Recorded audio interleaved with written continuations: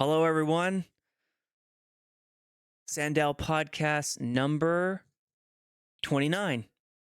Today I have a special guest, WenAirdrop from I Love Domains. And today we're going to be talking about identity, digital identity, Web3 identity, and then factoring that into the DAO and how that can relate to us here in the Sandbox DAO.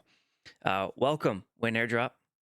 Hey, thank you. I'm really glad to be here and definitely looking forward to the So discussion. we, as I mentioned, DAO Identity, and today's a meet and greet between myself and WenAirdrop, and also just a conversation to learn and understand WenAirdrop's expertise and background in identity and how that relates to us from not just Web3 but here in Sandbox DAO.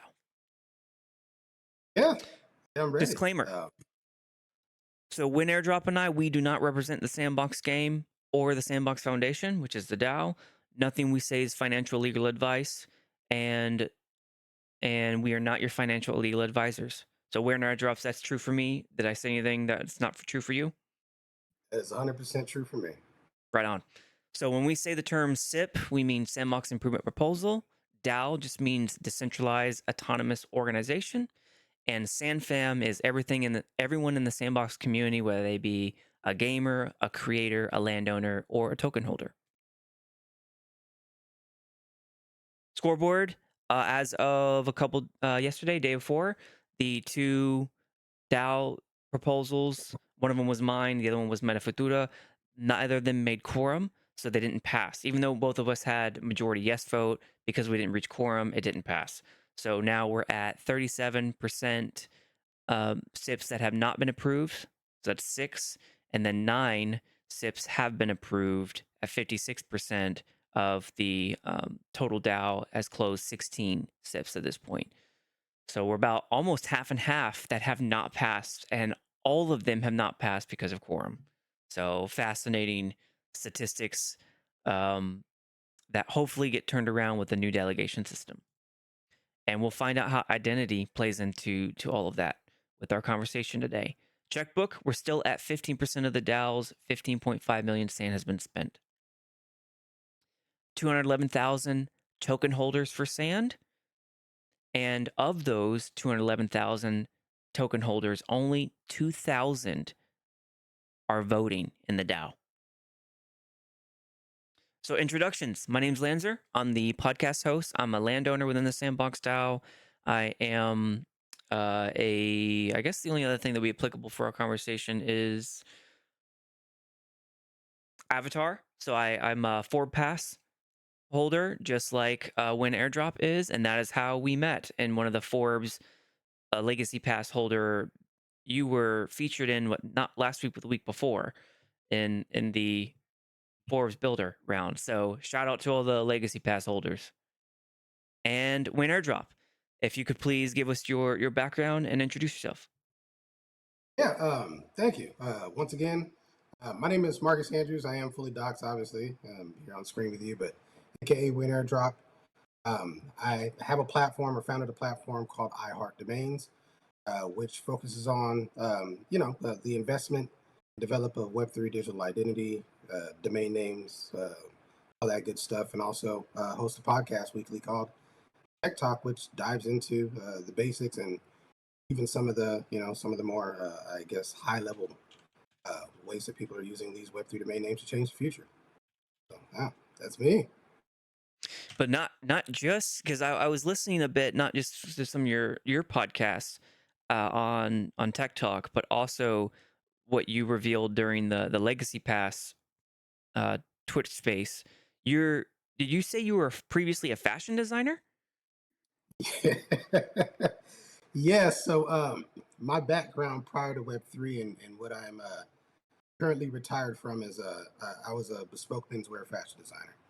So I designed custom suits and I'm mostly known for shoes. I designed handmade, hand colored Italian leather dress shoes for men for about six and a half years, and a lot of clientele that were professional athletes and celebrities. Huh. So what? Now I'm just fascinated. I'm just curious. I've had some suits made myself, like whenever I Yeah. travel and stuff like that. So were you like you were making the suits, or you were like one of the person did the measurements, or you own the business? How did that work? Yeah, so I'm one of the people who did all the measurements, did designing, did the sourcing, and I had tailors here. I'm in San Antonio as well, like I said, fully docs. Oh, right on, right on. But yeah, I had actually a network of about four or five tailors sometimes that would all do like just several different types of work for me. I had some that would, were able to do anything from like really reconstructing or constructing the suit from scratch. Like I said, we would do straight bespoke patterns, all that good stuff. Gotcha. And did you own the business, or were you a manager in the business, or where? I owned it. So the business was called Sartorial Luxury. It was my brand. I created it and started off as footwear. Footwear was and kind of primarily always was like the what people came in for. Suiting is something I added, and not to make this sound weird, but there weren't many people who could make suits in my city that matched the quality of my shoes. And so I stepped in to do that. Say, see a need, feel a need. That's how that Yeah, works. So you've been an entrepreneur for quite some time then. yeah, I'm a serial entrepreneur. Prior to that, I was in the payment space. So yeah, And have a then the history of. payment space? Hmm. Gotcha. Gotcha. Like business payments, the back end and the Yeah, merchant got it. services, Yep. all that good stuff. Yeah. I am a serial entrepreneur myself, so I have used those services before, so I'm familiar. How about that?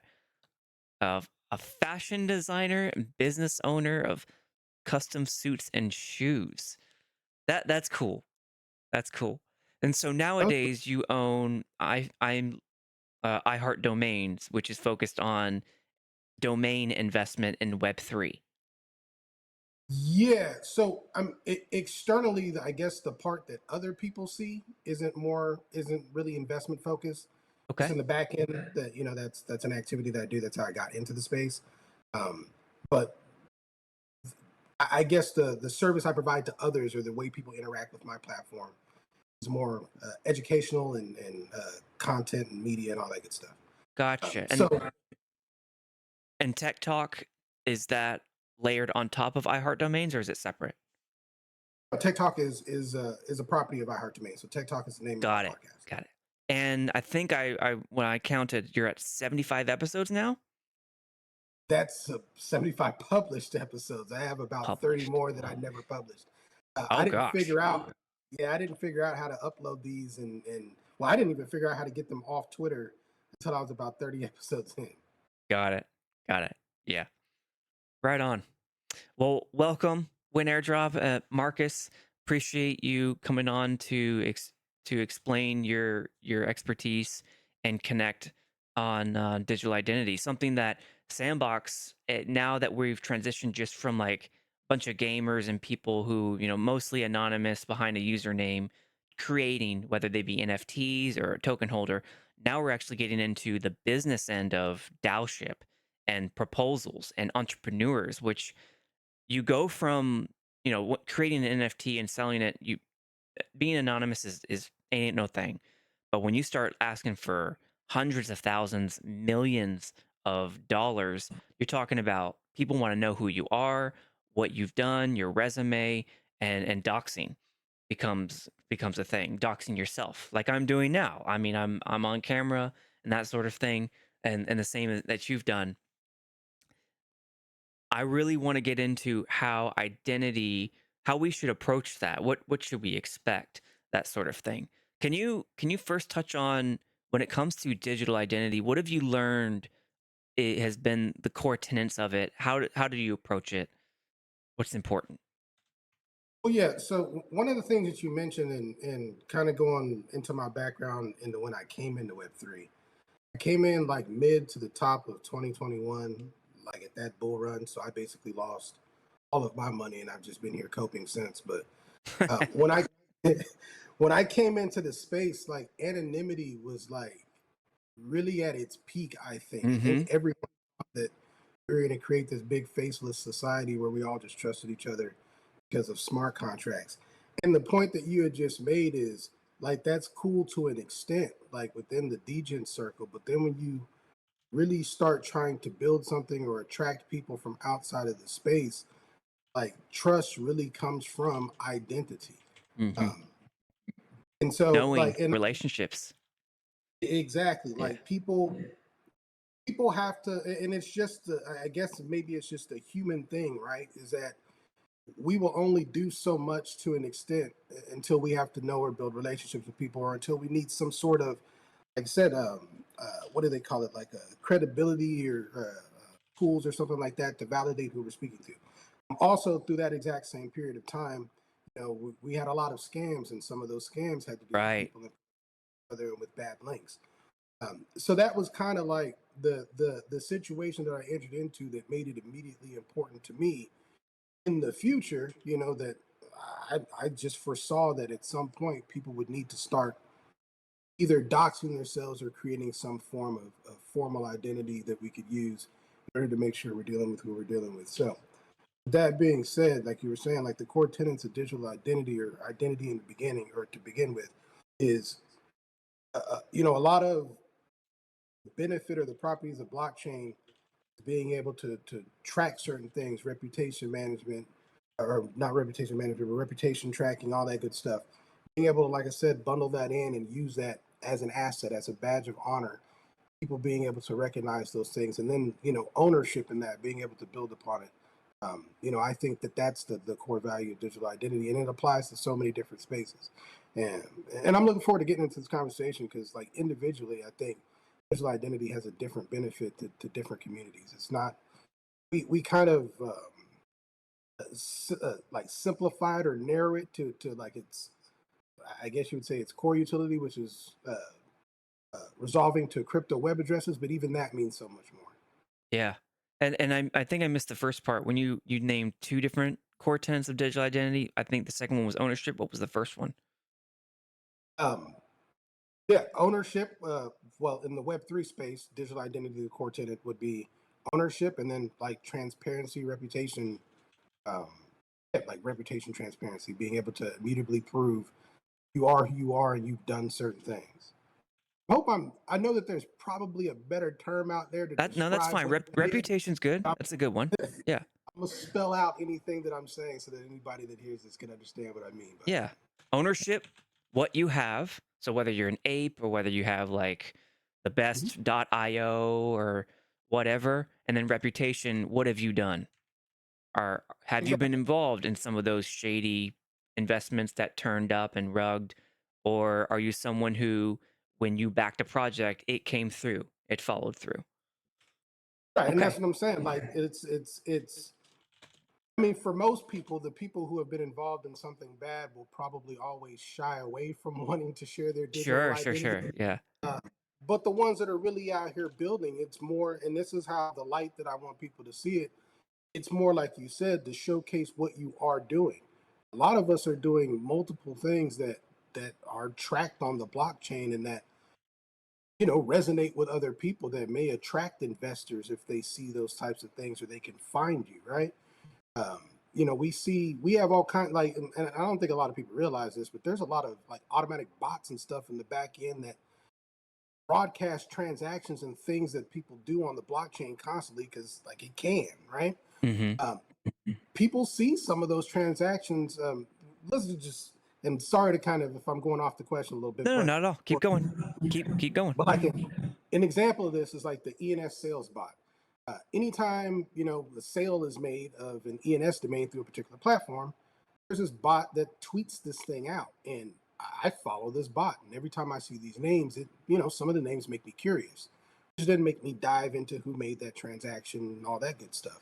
That's all a part of identity. Is if you are involved in certain things, and if these transactions are broadcast, which you don't have to give them permission to be done so. If someone's interested in something that they saw, even if you're not like marketing or anything like that or doing outreach, you might get leads or get business or find partnerships just because people found you because of it. That all starts with, like I said, got to know who you are. Gotcha. Yeah. Because who you are, especially when it comes to like reputation management, what I'm finding in DAOs is that people to who request things, we'll get into that later, but that identity, I think, becomes really, really important when it comes to DAO authors who are proposing multi-$100,000 initiatives. and then the voters in that DAO want to know, are you someone we can trust with that sort of money? But all right, let's keep going on digital identity, because I think that's going to lay a foundation for what we're about to get into. In your podcast episodes, I looked at a couple of them, or a few of them, and the two that stuck out to me was you did a podcast called Decentralization and Ownership in Social Media. Which episode was that? That was back in October of last year. And then you also did one called Tokenized Domains, and that one was in February of this year. Mhm. And the y'all were you had a number of guests, and the things I wanted to focus in on there was, were were there things that you learned about ownership, or sorry, what did you learn about ownership and identity in Web3? And yeah, those are the two that stuck out for me that really that came about for this question. Yeah, in the first episode that you spoke about the centralization and ownership in social media, I think that was right when I had discovered Warpcast, and Okay, I again, just like discovered we that last week, so you really congratulations to you, know. everyone who discovered Warpcast. Sooner the better. And this is so, and Warpcast will give it in its way. It'll give you kind of a glimpse into where this is going and where what value like this type of digital identity has, right? So our space has evolved very fast. So even like just back then in October, we've gone so far since then. So it's crazy going back to this space to talk about this. But one of the things that we were theorizing, like it wasn't really a real thing then, but we were speculating on. And so I think at the time, uh, it may have been, and if my memory serves me correctly, when the profile switched over, when Elon took over, all that good stuff, there was a time I think when the X profile got taken from the gentleman that owned it, that had the hashtag at X. I think the Oh yeah, basically yeah, Elon, yeah, yeah. Music or something like that. Something to do with music. yeah, yeah, that one too. Like they basically did an eminent domain and took them, and so we were talking about, that's one of the future potential utilities or values of owning like your username. So basically this generation and the generations that are going to come, like business is different. People are able to build entire businesses and monetize basically their social presence. So the name that you start off with, the name that people know you by, find you by, go to your social media, your handle is an asset, right? But something can't really be an asset if it can be taken from you that quickly by the platform. And a lot of people learned last year that the asset truly belongs to Twitter. So it benefits you to start branding yourself as something that you can actually carry with you. Now, Twitter, you can use your .eth or whatever it is. You can use it as your handle and you can brand yourself that way. But the fact of the matter is, your account can still be shut down and taken from you at any time. So it's only kind of like a band-aid to that solution. Hence, now going to Warpcast. Warpcast is a decentralized social media platform that allows you to port in your digital identity, your .eth, and it allows you to use that as your username, which cannot be, changed or taken from you. And it also allows you to take with you all the information and things that are, like I said, that are stored in that blockchain profile, that reputation management, the things that you've done, the things that you've collected, that becomes part of your asset and it follows you and is incorporated into what's relevant in that social media platform. So that was the context in which we were talking about in that particular conversation. Then the second reference you made was about the tokenized domains conversation.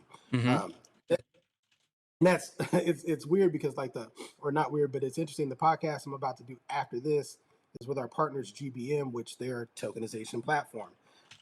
That is now kind of the area, the space that our industry is starting to like creep into.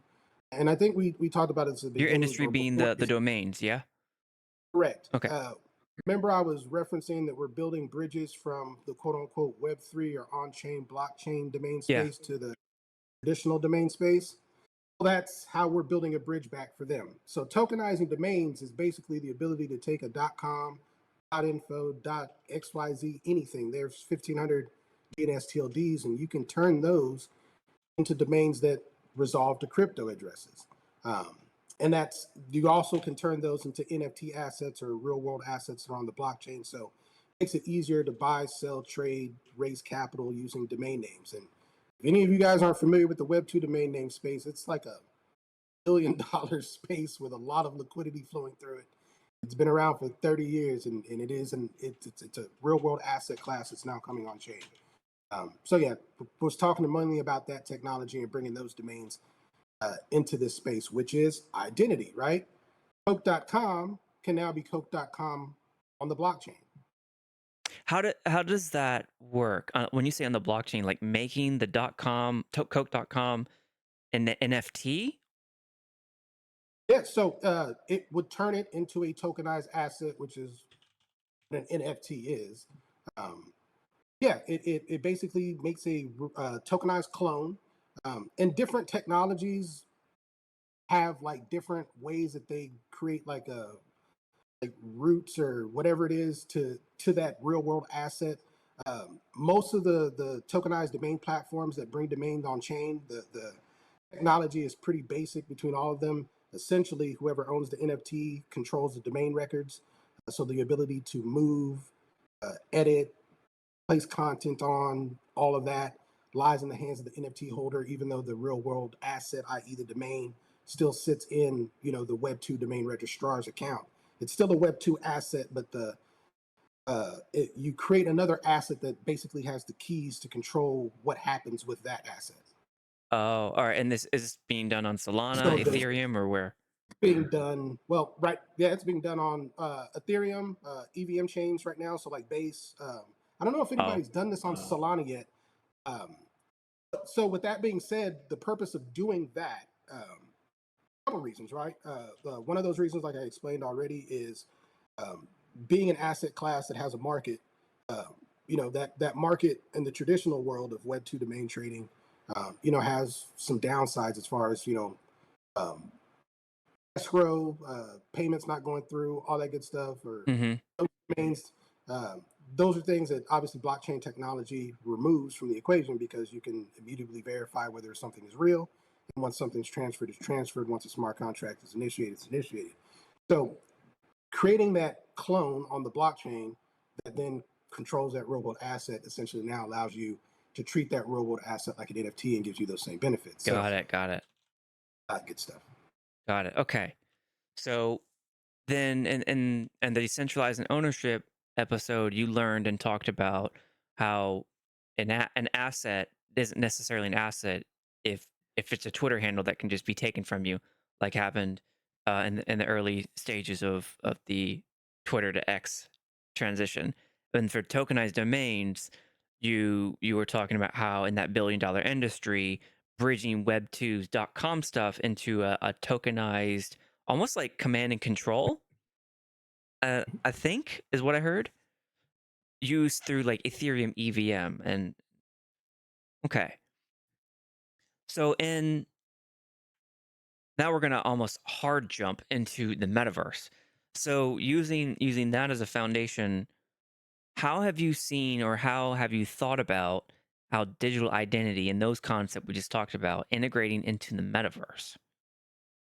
Yeah, so and I'm going to give you my very very basic understanding of the metaverse, which probably mirrors what everyone else that's not in Web3 probably pictures the metaverse, but a world, right? A digital world, a Yeah. digital representation, or yeah, it's an environment that you enter into. And I would think like the most obvious thing that you would need in an environment where there's other people would be a way to identify who they are or what to call them.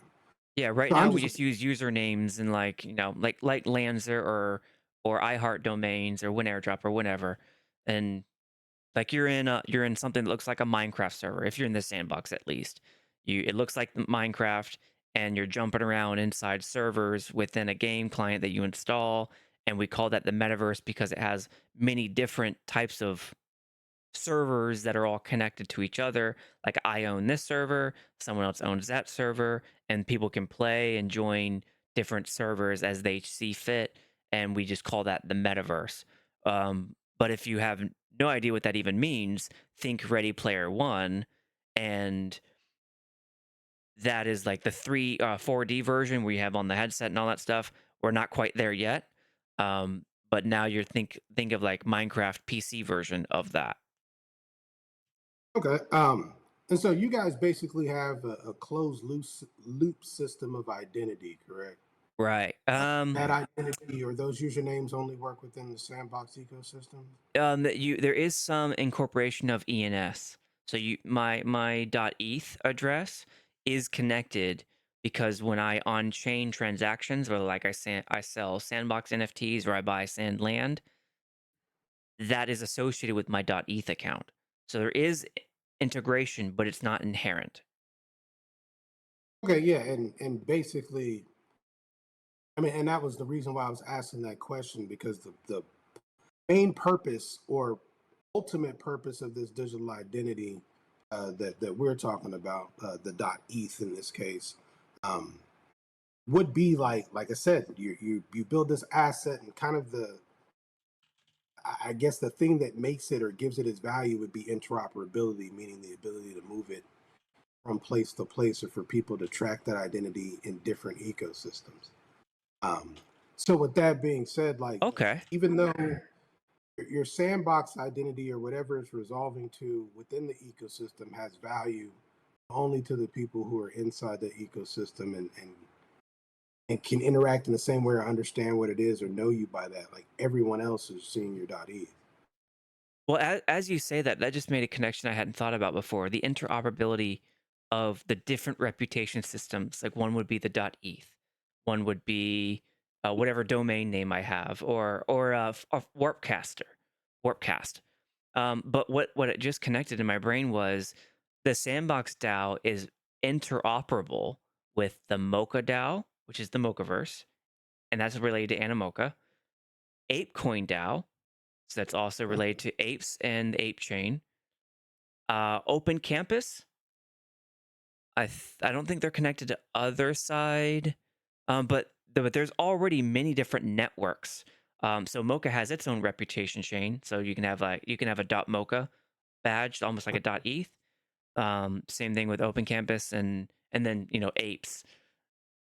So the interoperability between Sandbox and Mocha and apes and even Forbes now. So having a Forbes badge,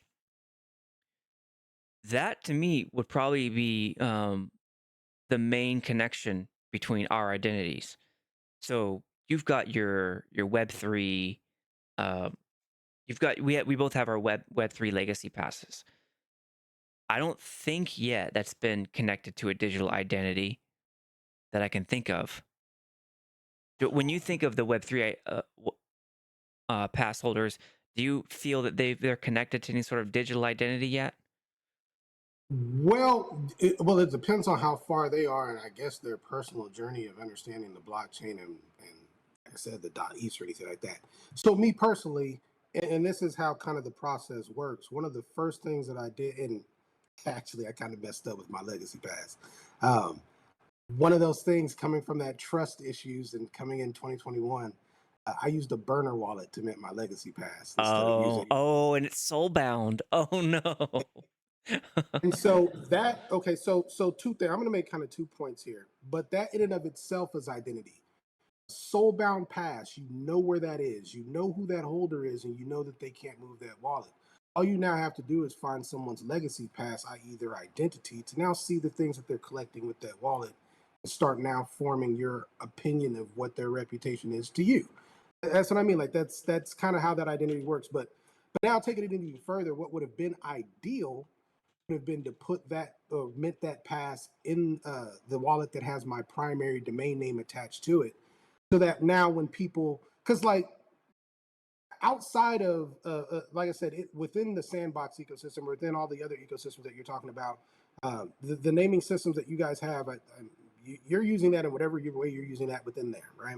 Hmm. But outside of that ecosystem, there are a lot of platforms that people use, like ENS addresses, for instance. And I'll just stick to mentioning ENS in this case. People are familiar with it and it works. But ENS is or .eth are a perfect example. there are a lot of platforms and protocols like a new one, Ethereum Follow Protocol, all kinds of stuff that you can easily find someone and what they're doing and what they're holding in a nice, attractive UI just by typing in their .eth. And that somebody typing in your name and seeing a Forbes legacy pass may immediately, like I said, spark a reason for them to want to connect with you. So that's ideally how that would have worked. Now it's in a burner wallet, and immediately one of the things I ended up doing was buying another ENS, putting it into that wallet, and then setting my primary so that at least people can see that that identity is close to my primary identity, and they know that they're working with the right person. So the burner wallet now became your okay, got it. Yeah, That's I that's sent the new fascinating. ENS. That's again, once people get to know you, it becomes kind of, and I'm hoping I'm using the right words, but because like a lot of people have multiple wallets, but you kind of start recognizing wallets Yeah. based on the pattern of how people name things, and because ENS is a protocol that you can interact with and find if this thing is right, find where it came from.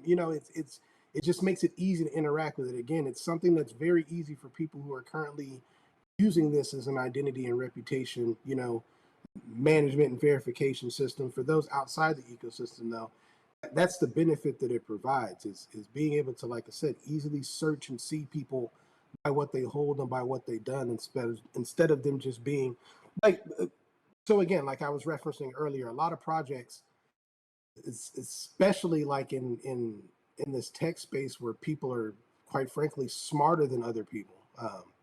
It's very easy to make believe and clone assets and fake people out into clicking bad links and to Mhm. trusting people.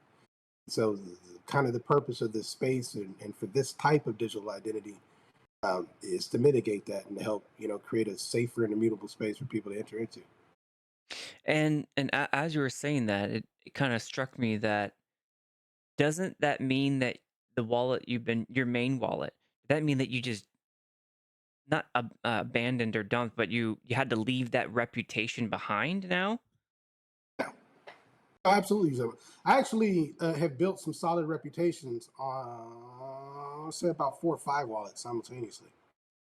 And Gotcha. most of the communities that I'm in know I have all 5 of those wallets, and I have about 100 wallets to be honest with you. But built an actual reputation in different communities with about 5 different wallets. So that new wallet, the wallet that the Forbes is in, I'm actually now going to build out an entire differently new proof of concept out on it, and that will become an identity all on its own. Okay. No, my main wallet's still my main wallet. Got My it. other main, their main wallets, if that makes sense. Yeah, and this is probably where I can connect it to Sandbox. So you have multiple wallets with different reputations. Let's call it because different wallets have different activities on them. Where or how do you associate them together? Yeah. So, like for instance, and any people who are like I'm in nounish communities, right? And it's used to confuse a lot of people at first, but I use a burner wallet typically when I'm interacting with anything, with smart contracts, with dApps, with cool fun stuff that I saw on Twitter. I don't want to get rugged. So I use a burner wallet, but I named my burner wallet. I named my burner wallet as part of an experiment of bringing Web2 domains on chain. I used DNSSEC to turn that domain into an ENS. I then named my burner wallet using my DNS name. So one of my burner wallets is DeFiWallet.id. If you are ever in an auction with me or ever, if we're ever voting on a proposal or something like that where I'm using that wallet, that's what you will see. And I've had to explain to people that that wallet is completely different than I've had to explain to people that that's me. Like I've had to do that so Hmm. many times, people bidding against or wondering who is this guy. That, like I said, I mean, now in those communities, people understand that that wallet's my burner, and then of course, iHeartDomains.eth is one of my mains. I've got several other mains, but yeah, I name all of my wallets, the wallets that I use and I utilize because I want to make it easy to explain to somebody that's me, and they're able to easily connect that that's me because instead of having to remember a bunch of random numbers, they can see a visual representation of what I named the wallet. It's literally named burner.iheartdomains.eth. I mean, you kind of you kind of know what it So is, right? So when you're interacting with people and you start to reveal the connections with your different burners and main wallets, what are some of the pros and cons that you found uh, by doing that? Getting people to stop bidding against me. That's one. Uh, Really? Okay, because they know, yeah. like, they know what you can do. They know where you're Yeah. And they know who it Alright. is. Like there's in a lot of communities. Well, so for in particular, I love. If anybody's not familiar with nouns or verbs or any of those nounish ecosystems, please get familiar, especially if you love to do like public goods and help other people. But it's really a curated community. They onboard people one day at a time. Like you have to win their auctions. And And which because auctions are these? What was it called? they hold their own daily auctions every single day. They have Nouns has been doing it for the past 3 years. Verbs is Nouns. doing it this year. Uh-huh. And that's what they're designed to do. The contract will pop out one piece of art that gets bid on every single day forever. And that's Nouns.wtf? uh-huh. Then all the money from the auction goes into a treasury, and then all the members of the DAO now uh, collectively vote on how to use those funds. And Nouns is a really big example of like a public goods DAO. They've built a bunch. My point being is that because so perfect example. If you have built a DAO like this, right, with a sizable treasury, I think Nouns Treasury it was 20 million a little bit earlier this year, but ETH has done what it's done. But Mhm. you have the sizable treasury that's been built by the members of this DAO. You may have a bad actor that wants to come in to try to start collecting pieces in order to now collect the vote and start manipulating what to do with the funds, right? Being able to see who people are when they're voting and when they're bidding, I mean, like, it's just to be honest. I mean, members of the community want to know who's entering their DAO. Yeah. Um, and so being able to explain again, like this is me. You guys know who I am. This is just my burner account. That can help, prevent people from outbidding because I mean, some people will outbid you just to prevent you from joining the DAO. Gotcha, gotcha. So this nouns DAO, once you mint one, that I'm not becomes your saying mint. nouns will do that. Let me make that clear. Anybody listening, that is not an accusation of nouns. I'm saying that the in DAO mechanics. I mean, that is a tactic to in order to kind of keep your community closed or like-minded. One of those tactics is Is to to deny them the ability to get that NFT that's their membership card into the DAO. Okay, Mhm. got it, got it. So then you associate your different identities on, like, your profiles, your interactions where you reveal that to people, and the biggest pro that you've seen is that the weight of your reputation with those different wallets and different patterns of behavior, it kind of brings with it a certain gravitas that may make someone be like, "Hey, I'm not going to go up against this guy because pound for pound is just not going to end well." I don't know if that's necessarily the respect that people have in my wallet, but definitely a respect perspective, right? And but I definitely but flipping that script, and I'm glad you used that as an example. Um, in the nouns community, definitely we have some whales, right? And I've backed out of auctions because of that. Seeing who's bidding on Oh, different okay. Yeah.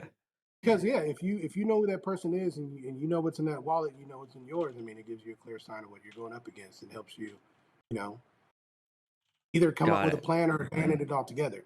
Again, all of these things. So yeah, I've certainly used others' digital identity in that way to perceive, whether or not it was worth it to enter into something. I follow people, so that as well. I'm very bullish on base. So again, shout out to I've only everybody just in discovered that like a couple weeks ago too. congratulations again. Your world's about to change.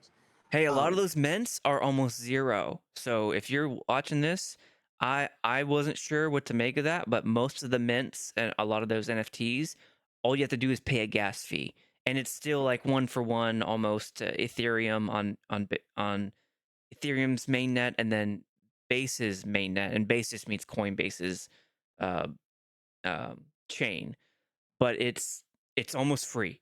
You just pay gas. One of them's like 0.00001 ETH, which was like $17. So I was just started like minting like crazy. Yeah, that was when I first joined Warpcast and when frames first got introduced, almost all of those free mints turned into something. A lot of airdrops came Really? behind those Okay. free mints. Some of them ran up to being worth like having offers of $150 each on them. Yeah, it was a nice time. Not It was financial advice, just noting the facts. That's all. So just Yeah. saying that time might come back. Uh, and congrats to Jesse. I know he just took a role with Coinbase Wallet in addition to running Base Chain. So yeah, they're definitely going to bring normies into the space. I use them as an onboarding tool for IRL events. But going back to what I was saying on the base thing, there's a platform over there that's similar-ish to like Pump.Fun, I would say. It's more of like a project launch. So you can launch like membership clubs, but most people use it to launch or crowd fund token raises. Hmm. Um, and I use that. So anyone who has set their ENS records or any records, right? If you've set a DNS record to ENS, blah, blah, blah, whatever it is, whatever uses your primary identity, you're able to go into these projects as they're raising. And when you're making your decision whether or not to enter a project, I mean, I look at the list and see who's in, who's already in and what they've donated. And I've used that quite a few times to make my decision whether to enter a pre-sale or not. And some people, it usually always works out well if I'm entering the projects that they've entered into. So that's Gotcha. important to do. So that's a fascinating sort of I think interoperable is the right word when you mentioned that earlier. I think that really starts to connect the dots as to what identity really means. And for Sandbox, we have KYC and KYB now, so know your business. And they haven't onboarded it fully, but as a business myself, I'm getting KYB'd from my MetaWorlds group, which is a publisher of different experiences. So think the Minecraft servers that I mentioned. My business owns a couple of those servers that people can join. Like one's a mini game where it's almost like Fall Guys. You're trying to outrun the platforms and try and be the last one to survive. And then the other one's like just like survive as many waves of enemies as you can for as long as you can. And so we published two of those experiences. And in order to be eligible for specific things in the future, like rewards or payouts, we have to KYB now. Whereas before you didn't. All you had was your KYC on your personal account, and they somehow associated that with your business account. So now they're separate and distinct. But a lot of people still elect to not KYC at all. And but in the sandbox, it's now true to where if you want to claim a cryptocurrency reward, so if you complete an experience and it gives you sand tokens, in order to claim those sand tokens, you now have to have KYC enabled on your account in Sandbox. So they're starting to integrate kind of the AML, anti-money laundering, Hmm. and know your customer laws that are expected in more mature markets and systems. And I'm seeing different things like predictably some are going to not want to be doxxed in any way, so they kind of fall out of the community's limelight. But others are starting to kind of self dox themselves as they KYC and KYB to say, hey, I'll show up on Lanzer's podcast and enable my camera now, especially since it almost seems like it doesn't matter if I'm KYC'd and KYB'd, and that's some interesting dynamics I'm starting to see in the sandbox itself.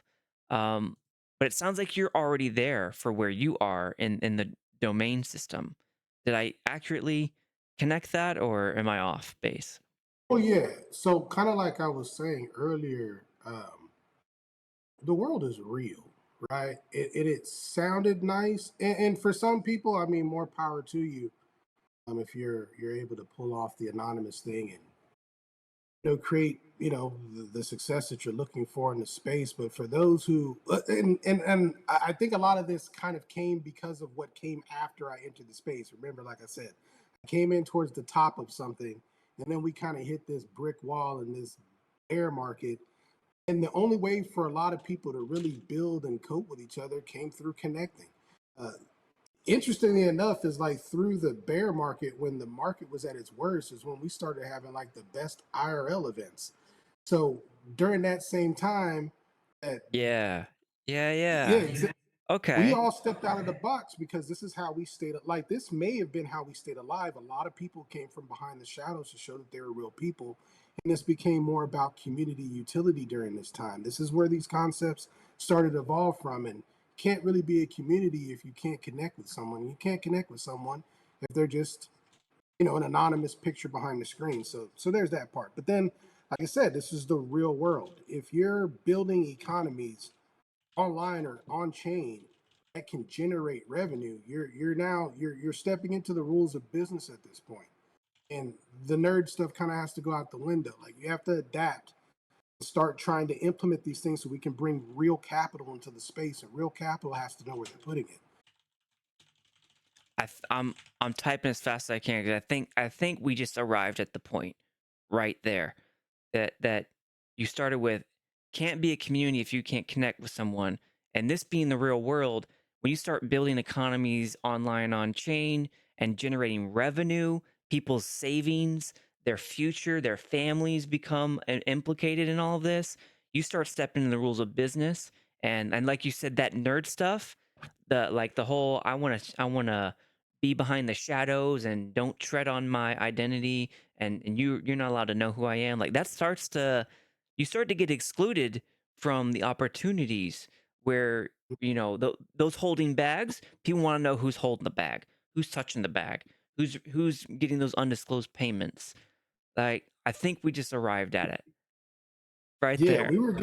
we were getting rugged left and right, and the only way for people to start getting people to trust them to mint their project now is to come out and say, "Hey, now I'm a real person. You can trust me. Look at me." So yeah, and that should have always been a thing, and now it's kind of, at least in my space, it's the norm. I don't know what anybody I talk to doesn't look like. Yeah. So I'll connect it here to Sandbox because I now that I figured it out there with what you just said in the Sandbox DAO. I've submitted 6 improvement proposals at this point. One of them just went to vote, and as I said, it didn't make quorum. There's a lot of disunity in the Sandbox DAO with the way it came online. It generated a lot of mistrust and cynicism, and so there's a certain segment of the Sandbox DAO that just refuses to vote. There's another segment that hasn't doesn't even know what the DAO is yet. Doesn't know that they need to vote. They don't care to vote. There's too much kerfluffle going on, too much arguing. They're like, I don't even want to deal with the drama because at its core, Sandbox is a game. So you've got like a bunch of gamers, right? A lot of people who are still in the old mindset of being anonymous, and I don't want anything to do with KYC unless, well, I guess the bag that Sandbox is offering me is big enough, so kind of risk worth reward. All right, fine, I'll show them my driver's license or whatever. So we're starting to we're still in that phase, I would say. Whereas the DAO is like, you want to spend how many hundreds of thousands of sand tokens, that you want to take how many millions of dollars? Yeah, we better know who you are and what you're about. And so these two things are right now colliding in the Sandbox DAO, and I didn't know what to make of it. I respect the people who want to stay anonymous, stay in that gamer realm, and the DAO is here. People are asking for money, and I don't know how to reconcile that. Um, is there Yeah, that anything? sounds like, Go ahead. No, go ahead. I'm taking in that scenario, and that sounds like that sucks. So you literally can't get enough votes to make quorum because Right. people either don't want to vote or don't want a KYC to vote. Either you can vote as a token holder without being KYC'd. You just can't claim rewards within the Sandbox community. But it's either they don't want to vote because they don't agree with what the DAO is and how it came to be, or they don't know or don't care to vote because they're gamers and why do I even want to participate in this council stuff? And the way your DAO mechanics, I guess, are hard coded is you still need them to vote anyway, right? Right. If you hold a sand token, every one sand token is one vote, and every land is 4,000 votes. So in the Sandbox universe, there's 166,000 lands that you can purchase as NFTs, or 3 billion sand tokens are in circulation. So that's where I mentioned the 211,000 holders of either token, either sand or NFTs. So there's 211,000, but only 2,000 voters in the DAO who have a registered vote. That's a huge disparity. And what I was talking about that going on right now. Mhm. I don't know what to make of it, man. And in this conversation, I've been really like kind of queuing in on how do I even approach that? What do I even frame the conversation as? Yeah, it just and yeah, in full transparent, I don't have an answer because I'm hearing that and I'm That's like, yeah, okay. that sucks. That's okay. I don't know how to answer it either. But off the top of my head, I mean, it just needs to be some kind of, I guess, rallying initiative to get people to understand the value of voting and what it does for their ecosystem and how it benefits them. Maybe some easier way to vote. I don't know. I don't know what the process is now. But if Right now, it's it's a just through snapshot. Like you present a snapshot and then people vote. is it a it's a full Web3 process, log in with wallet, vote, Right, do right. You all that. log in with your MetaMask wallet, and if you own the token, then you can vote. But you're right, the education piece is lacking big time. Yeah, that and then like kind of what I just mentioned, like that process might seem super simple to us. Like just how we say it, it's just a snapshot vote. You say that to somebody like that's just a gamer that onboarded through their friend that learned barely Web3 to get on here and game. They may hear that and be like, I don't know what that is, and that's hard.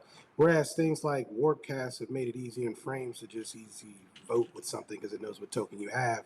Because guess what you logged into it with? Digital identity. So those type of things like better UI and stuff like that might help incentivize people to vote because you're putting it in a place where it's easy and effortless to do so. I don't know, but that just depends on why they're not voting. Again, if somebody's not voting on it because they hate the DAO, then I mean, nothing you do is Yeah, going to change it's them. so widespread. It's so varied. Like the DAO just kind of came out of nowhere. There was no announcement about it. There was no warning. It was suddenly May 27th, and it was we were just going along happy go lucky, and then May 28th, there's a DAO and there's three proposals we want you to vote on. And everyone was like, whoa, whoa, whoa, whoa. And the proposals were $15 million budget, and approve the special counsel, and then approve the DAO Foundation as a legal entity in the Cayman Islands. And it was just like bam, bam, bam. And some people were like, "Whoa, I don't even know what this is." And I was just one of the ones who just started Googling and YouTubing everything. Like, what is a DAO? How do you participate in a DAO? So Oh, so that's crazy. So the DAO thing got forced on y'all? some people would use the word forced.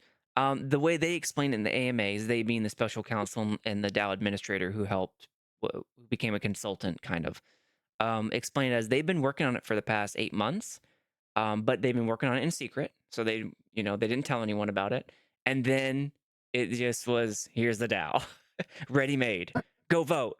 And then that's why you have half the people saying, I don't I didn't participate in this. I didn't get consulted in this. It's supposed to be for the community, right? The community had nothing to do with the formulation of this thing, so I'm not going to vote at all. That's like a segment of the DAO right there. And then on top Feel of that? that, you have the gamers who's like, I'm not about to dox myself in any way to participate in this. I just want to play the game. It's crazy, man. But there's a lot of money at stake. Like Sandbox is owned by Animoca. Animoca is the largest Web3 company in the world with over 400 subsidiaries. Yeah. It they're a mammoth, and they have the Mocha reputation system, and now you've got the Sandbox reputation system with the voting and the DAOs and the proposals. It's I'm just trying to keep up, man. Yeah. Somehow, the people that created this just need to create a bridge of trust and communicate why this is in the best interest of There everybody. you go. That's what's got to happen. And then, like I said, if you make a system or integrate a system that's a little bit less invasive, so I know that your ecosystem has its way of doing KYC. I think there are other ways to do KYC and create like what do you call it? Like the BAB tokens or there's reputation tokens that can be done by a third party. So a person is not necessarily KYCing to the DAO, they're KYCing to a third party that then gives them a token that certifies that they did KYC. We know who they are in the event of some criminal, Mhm. investigation. there's an agreement that we'll release that identity to a government entity, but not just because we feel like it. And Gotcha. then that, if it's sitting inside of an interoperable identity, can then be used to move around and in environments like I said, like Warpcast. And sorry to, I've got to actually hop on No, no, I another. got you. I think we arrived at the end. The people who created the Sandbox DAO need to create a bridge of trust, I think is where we arrived toward the end here. Well, Marcus, thank you for your time, man. This helped me out. I know you and I we had a way we wanted to approach it, but we weren't really sure what the end result looked like. I think we got there right at the end. Because at this point, I just need to further the conversation. Like have people who know what they're doing in elder places, and then what does that mean for us in the DAO here in Sandbox? Thank you for your time. Thank you for having me on. I appreciate it. All right. I look forward to being on Tech Talk. Yes, sir. I look forward to having you on as well, and I hope everybody stays tuned for that. All right, Marcus. Take care. Thank you. Well, all right. So that was an example of planned improvisation. Marcus and I heard Marcus talk on Forbes, the Forbes Legacy Pass holders. I think it was Builder round 3 or 4, and he was on with who were his cohorts? It was Chinsanity and Giazas, Cat's Dojo. iHeart's domain was part of that. And when iHeart's talked, so Marcus, when he talked, he was very eloquent and articulate in the way he talked about domains and identity. And it occurred to me as he was speaking, Sandbox has this issue, this dilemma in dealing with identity and how it relates to, do you dox, do you not dox, do you KYC, which stands for know your customer, do you KYB, which is know your business, in order to be eligible for rewards or payments or to receive money. All of these things are just kind of battling it out, center stage and behind the curtains within the Sandbox and the Sandbox DAO, which the Sandbox DAO has only been in existence since May 28th, and most people didn't even know it was coming. So we're grappling with the realities that Marcus said, and some of the things he said that really, really stood out. I think at the very end there, we got right to where I wanted to be, which was those uh, those who no, it was when you go from gaming to building economies, and Yatsu talks about this all the time, that Web3 is about building new ways of doing things, building economies, building what was the way he said it? It was during his TED talk. And during Yat's TED talk, he talked about how Web3 was the building of new societies and new ways of doing things. And that's what I heard Marcus echo right here, when we talked about anonymity versus integration and the pros and cons of it. Um, when you start building economies that start generating revenue and wealth, you start stepping into the real world. And in the real world, people want to know who you are before they start handing you hundreds of thousands and millions of dollars or millions of tokens. Like that's wealth stuff, and that starts bringing in families and success and goals. You gotta in some ways mature your understanding or your oop, that was, I just lost my camera. But you've got to be able to mature past just simply saying I'm anonymous and you can't know who I am. It's good for if you don't want to partake in a lot of these things that like rewards and being the beneficiary of a lot of money or a proposal from the DAOs. But if you do want to get involved in that, we got to know who you are. And where Marcus said that there are ways to KYC, like the third parties that he mentioned at the end there, maybe that's the way we do it instead of show me your driver's license and people know where you live. Like that's a bridge too far. Um, So this was a really good episode for me in terms of how do I approach that? What do we do when it comes to how far do we take KYC and KYB, our proposal SIP authors, especially when they start wanting hundreds of thousands of sand, like a lot of the SIPs are. One of my SIPs for revenue options to explore revenue is going to ask for a few 100,000 sand to pay real professionals and like Fortune 500 companies to churn out plans that can make the DAO money. Um, some lessons we learned from the ApeCoin DAO to address that stuff now. What is the degree of awareness do people need to have in my resume for that? That's the sort of stuff and questions that we're trying to grapple with. Because if you don't try and figure out now, you will have to figure it out later. It's just there's 15.5 million sand that the Sandbox DAO has. 15.5 million sand. And that's it's going to be a yearly budget that the Sandbox gives the Sandbox DAO.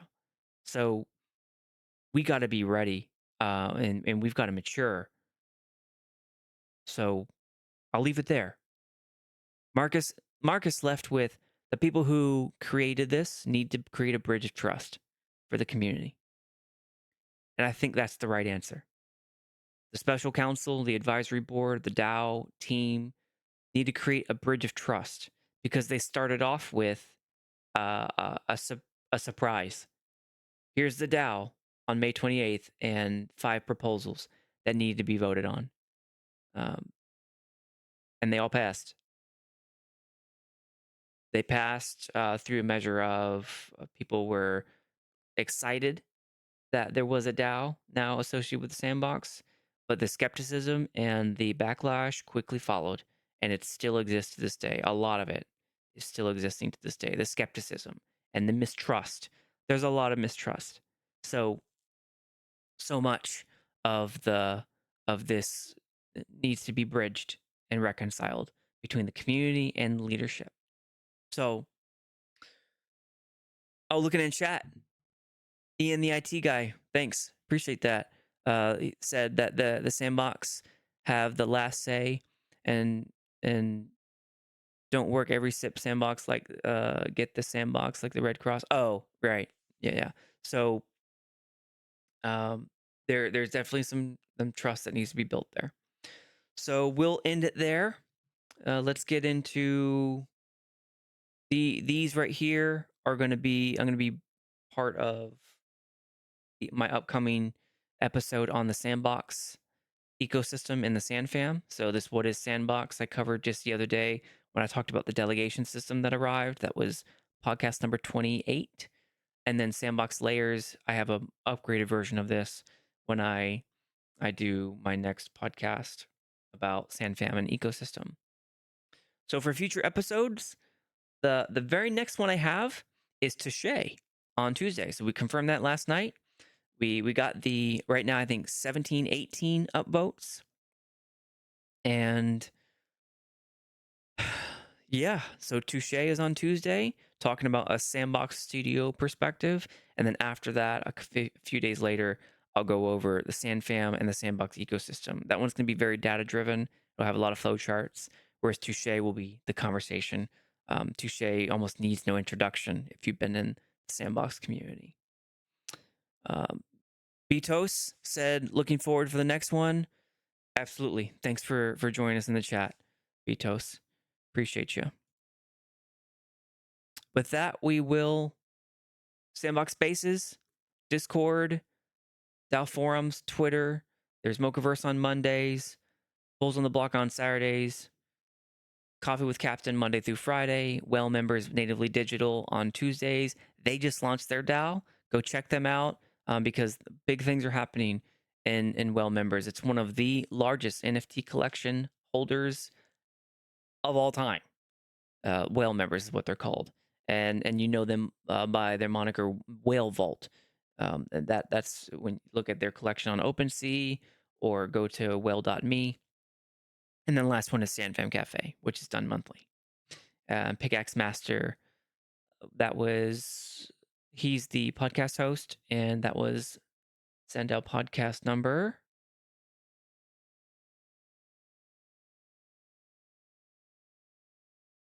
17, done in August. We interviewed Bruno, also known as Pickaxe Master. Let's find someone to raid. Let's take a look to see who's online.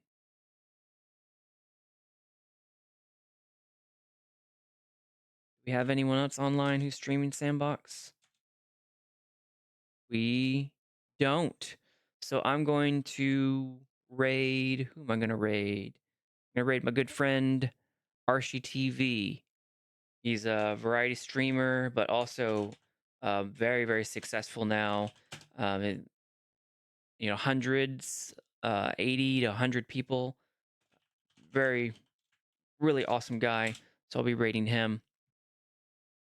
Thank you all for your time. Thank you for your attention. This was a really cool episode on the identity for Web3 and how we can apply that to the Sandbox DAO and the metaverse. Thank you. Have a great day.